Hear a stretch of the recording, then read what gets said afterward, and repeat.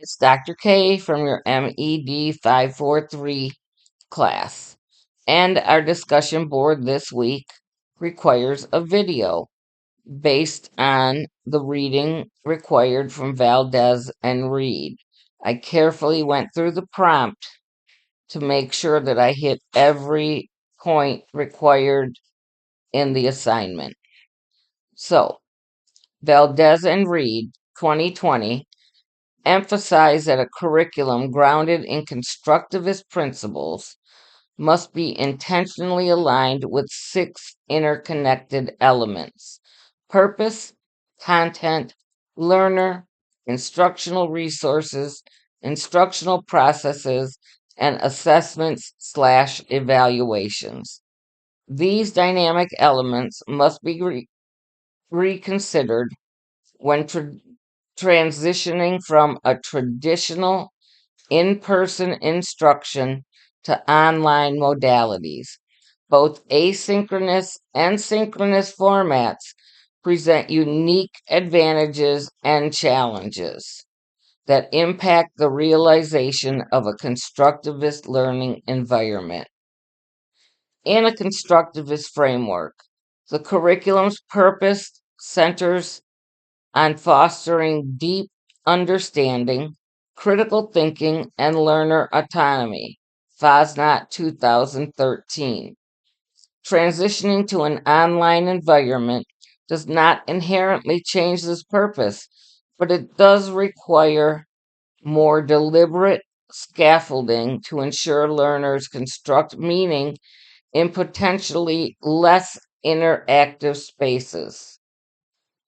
Synchronous platforms such as Zoom can support immediate discourse, which is key to meaning making, while asynchronous tools such as discussion boards promote reflection and extended cognitive engagement. To uphold constructivist goals, the curriculum's intent must prioritize learner centered inquiry regardless of modality. Curriculum content must remain relevant, connected to real world contexts, and open to interpretation by learners. Brooks and Brooks, 1999. Online environments necessitate the redesign of content delivery to be modular, multimodal, and interactive. For example, multimedia case studies or simulations in asynchronous modules allow learners to explore content independently, aligning with constructivist views of individualized meaning making. In synchronous sessions, content can be co-constructed through group analysis of problems or projects, promoting social negotiation of meaning. Vygotsky, 1978. The learner is at the center of constructivist design. Online learning, primarily asynchronous, increases the need for self-regulation and intrinsic motivation. Constructivist online curricula must account for varying learner readiness and digital literacy. For instance, providing learners with a choice in topic exploration or project formats supports agency, a core tenet of constructivism. Knowles, Holton, and Swanson, 2015. Moreover, online environments can offer differentiated support through adaptive learning platforms or peer mentoring, reinforcing a learner responsive design. Instructional resources in online settings must go beyond static content to include interactive, collaborative, and customizable tools. Tools such as Padlet, Google Docs, and simulation software can serve as mediational artifacts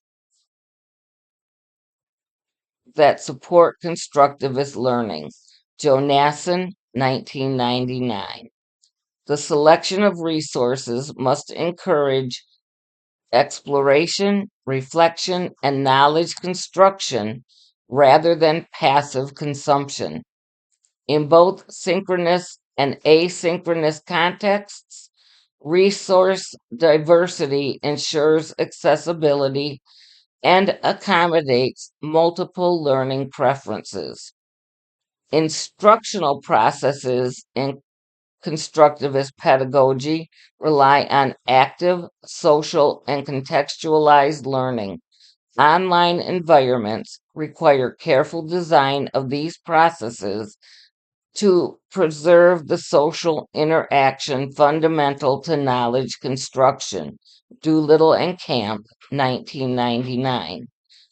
The synchronous activities, such as breakout discussions and live problem solving, support collaborative inquiry.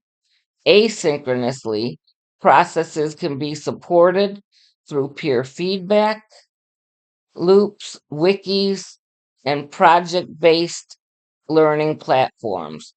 The instructor's role shifts towards facilitation, guiding inquiry, posing challenging questions, and curating meaningful interactions. Finally, assessments and evaluations in constructivist curricula must emphasize formative feedback, reflection, and demonstration of authentic understanding.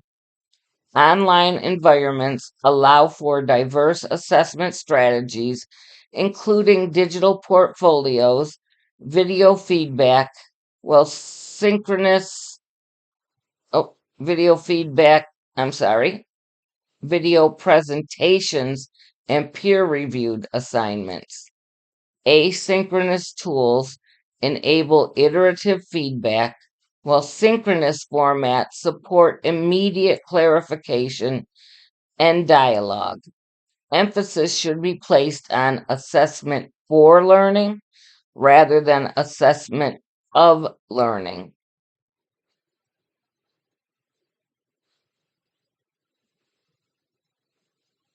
Both asynchronous and synchronous modalities can support constructivist learning if designed to promote interaction, inquiry, and reflection.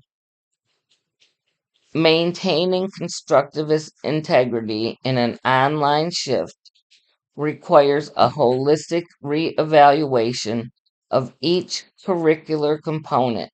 When executed thoughtfully, this shift can even enhance constructivist learning by offering flexible, diverse, and scalable opportunities for engagement.